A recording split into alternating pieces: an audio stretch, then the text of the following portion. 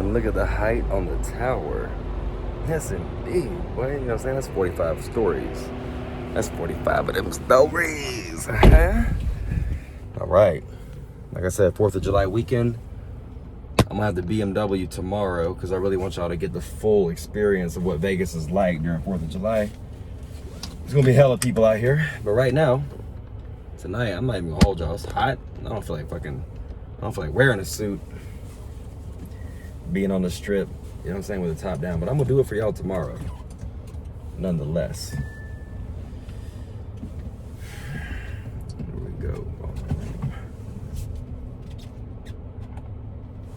Yeah, this good spring water. You dig? It's Cameron Divine Crew, baby. I'm a player. Am I a player or am I a Mac? Either way, I'm macking, stacking, making it happen. Doing what I do because I'm Cameron Divine Crew. Do you understand what I'm saying? Groovy. Yes, indeed. My ankle's out. Organic. Alkaline bust down. Bitch, what'd you say? Oh, I'm staying healthy on a hater. Oh, yes, indeed. That's all my ad-libs in one. You understand? We got to monetize that. Merchandising. Branding. Because I need people to be on the same mentality that we're on in the Organic Growth Nation. So the bigger we can spread these mantras, these affirmations, these ad-libs, the more confidence people will have. And confidence, like I have said many times, is the removal of self-doubt. To be confident, you have to know who you are, you have to accept who you are, and you have to be yourself. And a lot of people don't know who they are because when going through life, we're often seeking guidance, leadership and direction, and validation from other people, other entities, and society in general. The social conditioning that we have grown up in tells us that you're not of value, especially as a male, but even as a woman, you're not of value until you accumulate a certain level of monetary and superficial success. That you being who you are is not enough unless you have something to show for it. So inherently, we have this feeling that we have to prove ourselves, and we have this feeling that we are worthless. And what I mean by that is, you take a person who's successful financially, they could have a business, they could be high in the corporate world, an executive, they could be a multi-millionaire business owner, and then when they lose what they have, many times they'll commit suicide, or they'll go right back down to the bottom using drugs, not feeling like they're worth shit. And why? It's because their confidence was rooted in things outside themselves. It wasn't based on who they are as an individual and how they feel about themselves and what they believe that their inherent worth is, just being alive. And there's two words to describe this. You have self-esteem and you have others' esteem. Others' esteem is other people's opinion of you. Self-esteem is your opinion of yourself. So in order to be confident, you have to get outside of the mental paradigm, worldview. It's really a worldview, it's how you look at the world. You have to get outside the mental paradigm of believing that value, esteem, and worthiness comes from outside yourself. And you have to understand that the only way you can feel worthy, valuable, and full of esteem is if you grant it to yourself. And you don't necessarily have to do anything to earn it. And the reason I say necessarily is because when you have a certain set of morals, values, and standards, you will feel bad about yourself when you're not living up to your own standards. But that's not a negative thing because they're your standards, meaning you're in control. The problem is when your self-worth is based on other people's standards and what they deem valuable and what they deem as being worthwhile. So again, you have to get outside that paradigm where you value yourself based on society, women, men, and your peers, or even your family, to be real with you. So what that requires is you have to sit down and actually develop, or not even develop, but just understand, what is my worldview? What's important to me as an individual with my unique experience and the things that I care about? What do you care about? What's important to you? And when you kind of answer some of these questions, it steers you along the journey of looking at the world through your own eyes. And when you look at the world through your own eyes, that's the step. Oh shit, I almost made a wrong turn. I'm still a player though. I'm still a player though. When you look at the world through your own eyes, that is when you have control over your own sense of reality. So for me, what's important to me is being a good person. To me, a valuable person who I respect is not necessarily someone who has money. Not that having money or not having money makes me think more highly or more lowly of you. But being a good person is a person who lives their life in order to give a gift to the world, to other people, and ultimately to themselves, to be of service. It's a righteous person. It's a person who lives in a way where they are going to do the right thing that's going to be best for themselves, other people, and mankind, and the society and world at large. What's important to me is knowing that a person is honest, not selfish. Not saying you need to be selfless, because that would be foolish. Take care of yourself, but selfishness is where everything revolves around me. I don't like egocentric people. You know what I'm saying? I don't like people who will steal from other people, cheat other people, lie to other people, misguide, or be devious or conniving to other people. What's important to me is knowing that you're living in a way where the world is going to be a better place, and the people that you interact with are going to be better off, and the environments that you go to are going to be better because of you. So I have lived that way. So my self-esteem came from when I was growing up in poverty, going through domestic violence, when I was going through a lot of traumas. My self-esteem came from the fact that I always could look in the mirror and know that I was a good person at the end of the day. I have always done whatever I could within my power to be of service to my friends, my family, and in my relationships. I always wanted to help people, you know what I'm saying? Like in a real way. And I've always wanted to be successful, but not at the cost of another person. You know, I've never wanted to become successful by fucking somebody over, or fucking over a certain situation, or taking advantage of something. I've never wanted handouts. You know, for me, it's important to be someone who's a hard worker. I learned that from my parents. It's important to be someone who values education. So I've always read a lot of books. I've always went way out of my way to study and be as intelligent as possible, or to exercise my intelligence as much as possible. You know, I always felt that I had to take care of my body and my health, because I felt like it was a blessing and a gift from God, because not everybody has it. Not everybody is healthy and youthful and, you know, free of disease and ailments. Not everybody, you know what I mean? So that's a miracle that many of us are blessed with, but we don't really consider it to be the blessing that it really is.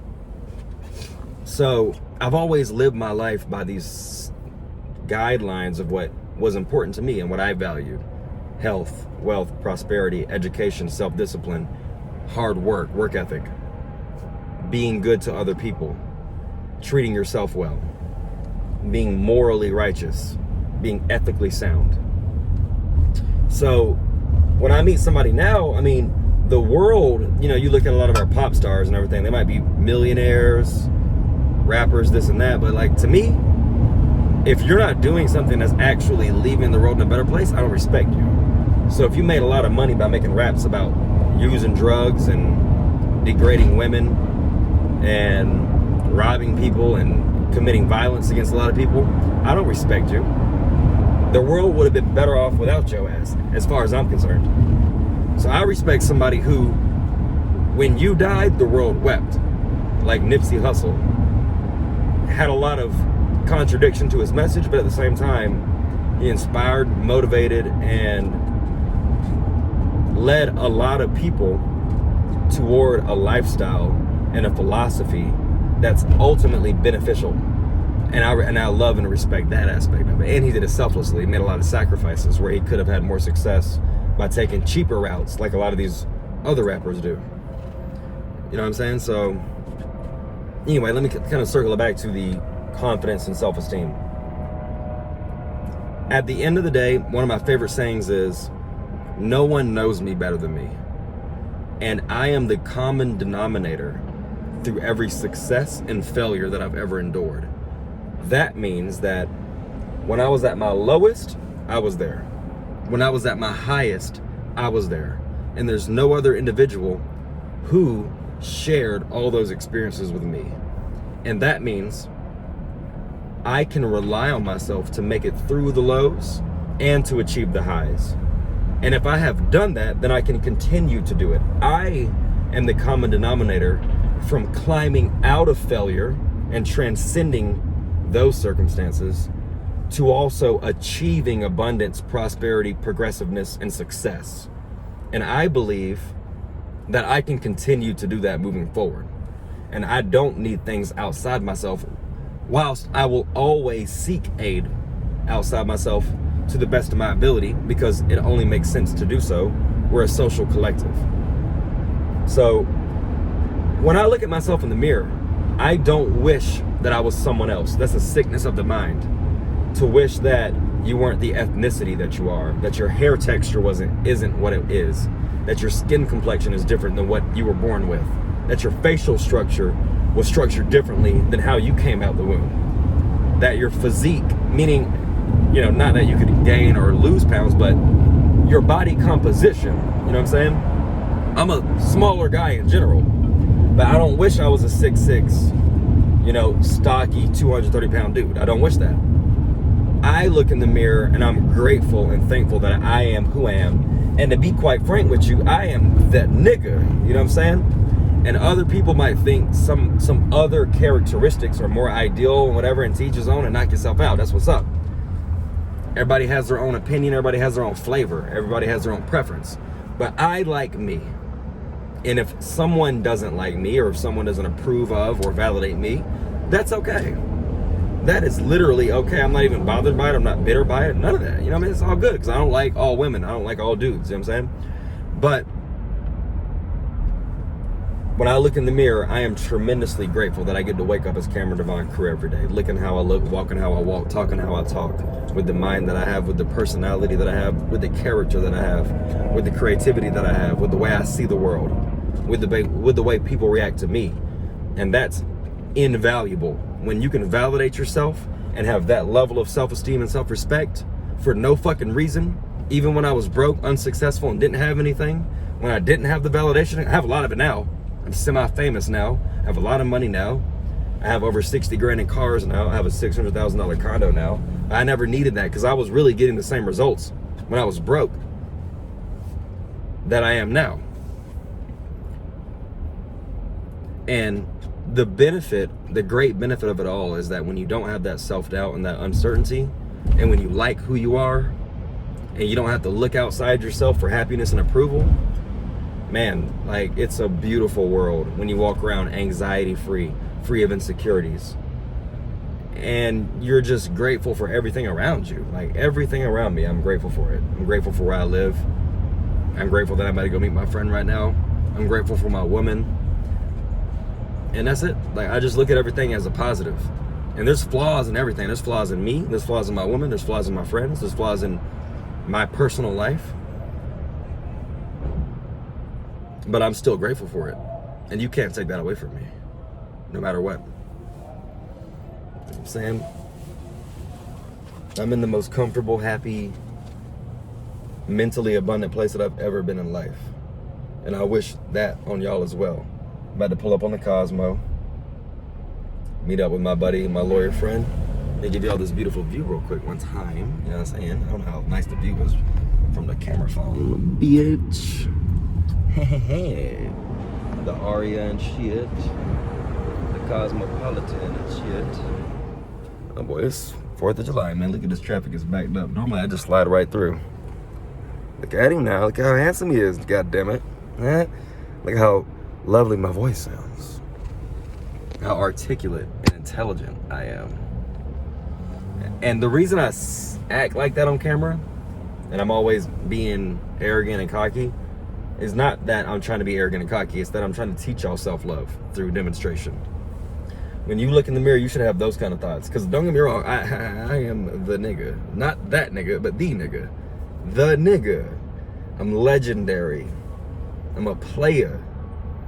You know what I'm saying? I'm a philosopher. I'm a professor. I'm an educator. I'm a health guru. I'm a sex god. You know what I'm saying? I'm a Mac. I'm one of them legendary players that you heard about growing up.